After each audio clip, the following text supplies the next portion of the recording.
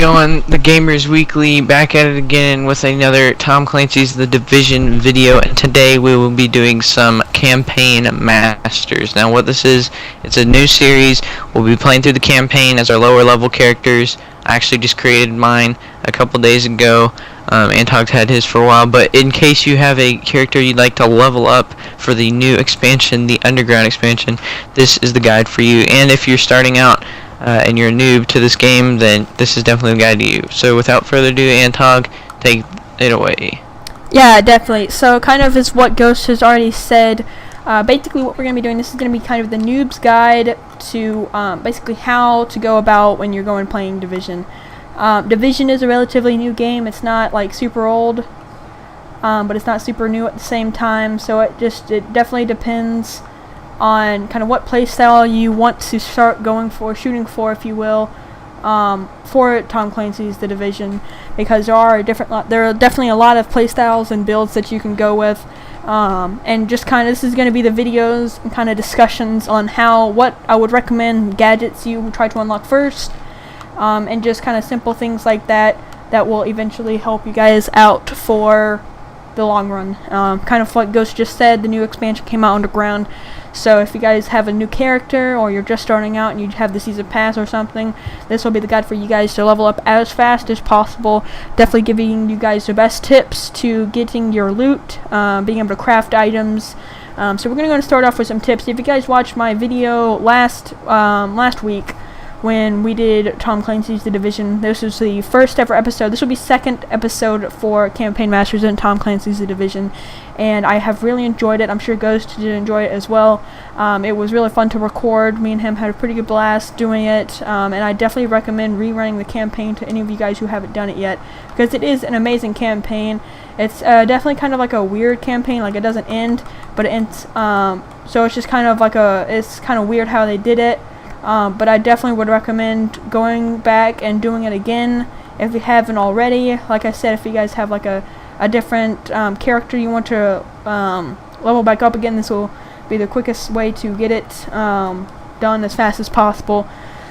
So kind of going over some tips. As you guys can see me in the background, I am currently running with the Sticky Bomb gadget. Now Sticky Bomb gadget is with the Tech Wing, and I would definitely recommend kind of going with Tech Wing because it's more of an aggressive type wing to upgrade, and we'll get into wings and what upgrades I would recommend first, but I definitely would recommend going with Sticky Bomb as your first. A Ghost I think went with Pulse. Pulse works very well as well for kind of telling your teammates where the enemies are, what's going on in your surroundings, and just kind of overall just like helping out your teammates. It's definitely more of a support role if you're going to go with Pulse, if you're running on teams and stuff like that.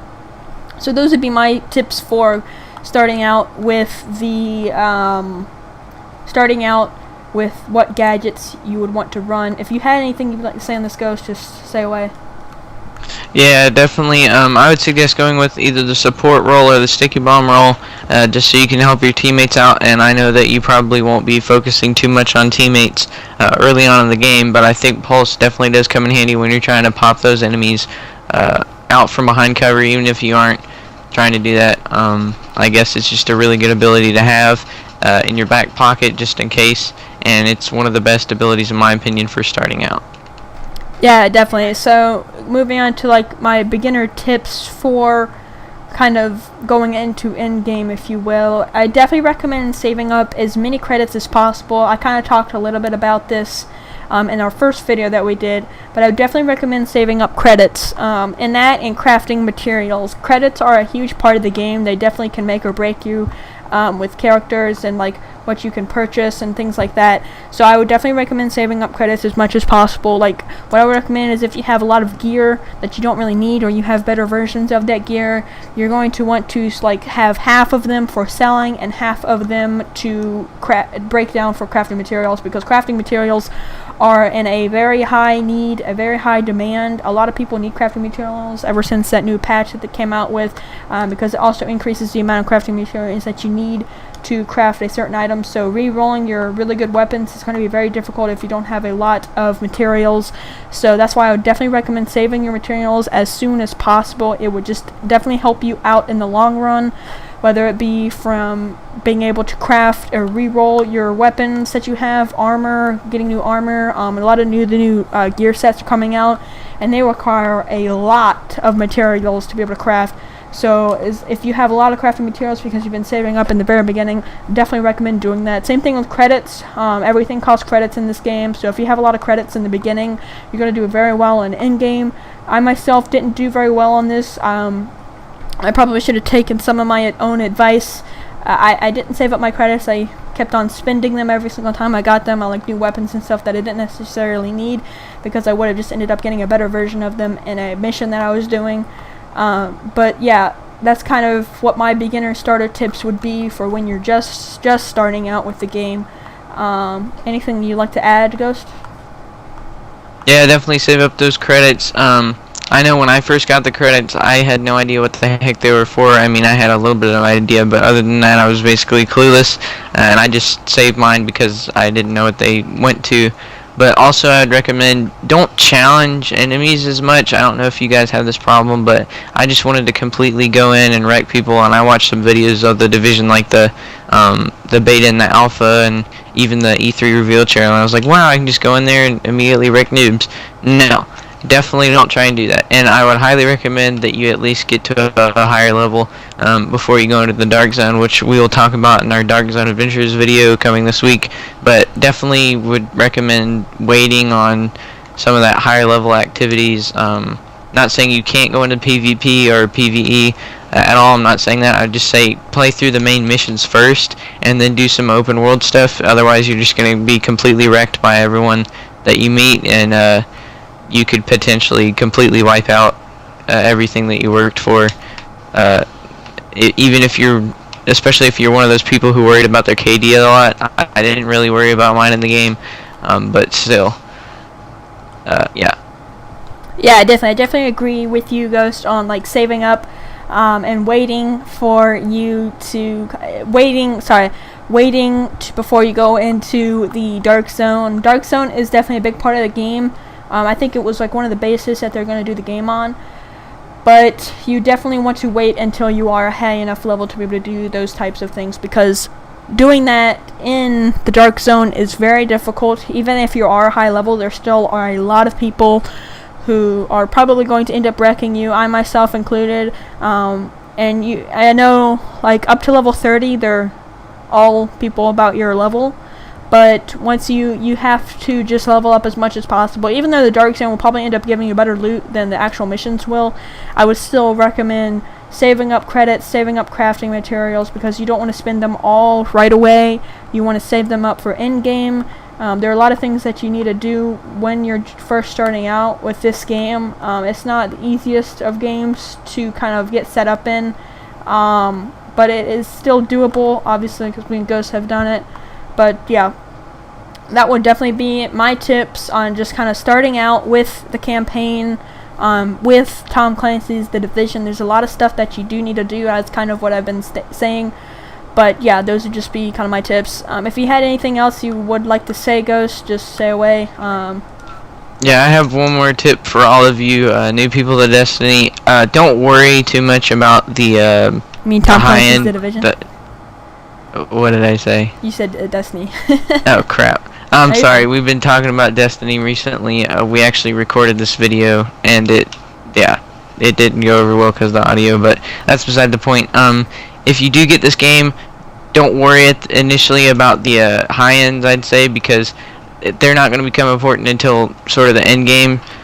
You can if you want to, but I know I worried a ton about getting high ends, and I was like, whoa, the drop rate's so low for them, and no, I just realized that they're really not that important until the end game. Like I said, I'm just repeating myself, but that's because it's true. But yeah, I wouldn't stress over the high ends if I were you, and even if you do stress over them, or if you're just thinking about them, you can, if you want to, you can just keep them in the back of your mind for later. I'd also recommend that you get a team if you don't have any friends that play the game. Definitely recommend trying sometimes, and I say sometimes a lot, but sometimes matchmaking is the best option that you're going to get. And matchmaking can go horribly wrong, or it can go horribly right, and I say horribly right because you can be overpowered and get a team that's overpowered, but at the same time you could get a team that's completely noobish and all that. So yeah, definitely. So moving on to some more tips that I had. This is for more of the upgrade wing, which ones I would recommend doing kind of first, which ones you can just kind of focus on mainly, and then move on to some of the other ones. So the one that I actually ended up starting out with was the medical wing. I think Ghost did the medical wing as well. Medical wing is amazing. It's more of a support, like I kind of said, rather than kind of being aggressive. You have that vision pulse. You have the what is it called? I can't remember what it was called. It was the first aid ability, and you have the support station. These are all very good perks to have on a team. Now that also has to do with like what fits your playstyle.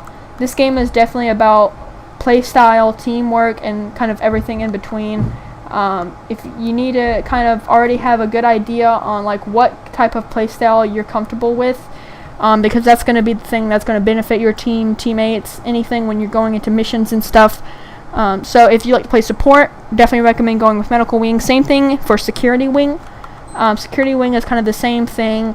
They're a little bit more support. I think that the medical wing is a little bit better with support, but the security wing is more of defense. So you have the security shield, or the riot shield, you have the mobile cover, and then you have smart cover. All three of these abilities are great. They work really well together. I wouldn't really recommend going for security wing right away. I don't really use it too much. I use their ultimate ability, which is super good, super overpowered right now. But other than that, I don't really use them that much. I recommend using medical wing more than I would security wing. And that brings us to the tech wing of the base of operations. I definitely, this is a good wing to have upgraded, but like I said, the sticky bomb is already really well as like just it is. If you get an upgrade for it, you can get the upgrade for the flashbang, which I would definitely recommend because that's more of a support than anything in the tech wing. You can blind enemies, provide cover for your teammates, deal damage to them as well. Flash bomb is an extremely good perk to have on any team. So that's what I would definitely recommend running with. You can upgrade tech wing. Their ultimate isn't the best in my opinion. I think that the ultimate on the security wing is a lot better, but that's just my opinion. You guys may have an entirely different opinion than mine. That's totally fine. That's what I would recommend on kind of, if you want to play aggressive, go with tech wing. If you want to go play supportive, you can go run the medical wing, and then if you're just kind of the security or you're kind of the defense, then you could run with the security wing. And these are all very good wings to have upgraded, so I definitely recommend any of these. Would be very well played on any team, as long as you know how to use them, as long as you're comfortable with using them. That's really the big thing with this game, is it's all about play style. So definitely whatever you feel comfortable with playing will be the best for you and your team. So if you had anything you'd like to say, Ghost, just any tips you had on kind of beginning out with upgrading wings and stuff. yeah, definitely, I agree with what you said, Anton. The one thing I would mention about the security wing, apart from all of its other flaws that we've mentioned on this game, it has an amazing perk if you do the first mission, which I don't think a lot of people know about, but if you watch some of the big YouTubers who cover the division, you will probably know about it. But it's the perk where for every other activity you do in the game, if you complete the first security wing mission, you permanently get a 50% increase in all of your XP gains. So in my opinion, I think the security mission is vital to the rest of the game, the first security mission, just because of that ability. Because if you're getting a 50% increase in every amount of XP you get, you can level up to the end game amazingly quicker than if you would by not doing the mission. And you can do it later, but if you combine the first security wing mission and then you go and rescue Dr. Kendall and then do the tech mission and rescue the computer guy, then you will be able to potentially just completely level up before you even hit end game, and that's what I did. And I was just astonished at how much XP it gave me, because I was used to other games with their 50%. They said they'd give me an XP boost, and they didn't really do that. But with the Division, they did a fantastic job, I think, of just giving the players what they wanted with that XP boost. Yeah, definitely. I would definitely recommend you getting that mission done as soon as possible. That's kind of another thing with XP leveling up. I would not recommend doing the hard versions of the missions if you want to go on a speed run type, like if you have another character or something, and you just, or maybe this is your first ever character and you just really want to get to level 30 to catch up with your friends. I would not recommend running with the hard missions. They're tougher. You have a lot more enemies that you have to go and take down, which definitely make it a lot harder. They're tougher enemies on top of the more enemies that you get. So if you're going to go try to get a speed run for if you're going for a speed run, do not go with the hard missions. Go with the normal versions. They don't give you as many credits or better rewards as the harder versions do, but you do get the same exact XP, except it takes a lot longer. So that's what I would recommend for doing missions and stuff. Anything you'd like to add before we end the video? Yeah, definitely do not do the hard missions. I was confused as to what the hard missions were at first. I know that sounds newbie, but I was a noob to the game at once. But not saying I'm still not a noob to the game. I'm still learning things every day. But beside the point, when I did my first hard mission, or tried to, I was about level 15. And you guys may think, oh wow, you're an idiot for doing that, but I didn't know. I just thought it was going to be like level 20 enemies and I could just skip the 5 levels just cause. But yeah, definitely would not recommend doing that under any circumstances. If you're level 25 and say it's a level 30 mission, you might be able to wing it. I always try and do missions, or I always did until I hit max level, try to do missions 4 or 5 levels above my level so that I can get a ton of XP for it. But I'd also like to point out that if you're trying to do the incursions, you won't be able to do them until you hit the max level. So yeah, definitely. I completely agree with you. So coming to the end of the video, we hope you guys did enjoy the video. If you did, please leave a like, comment, and subscribe down below. I've been your host, Antog. And I'm Ghost, and we will see you guys on the flip side. Peace.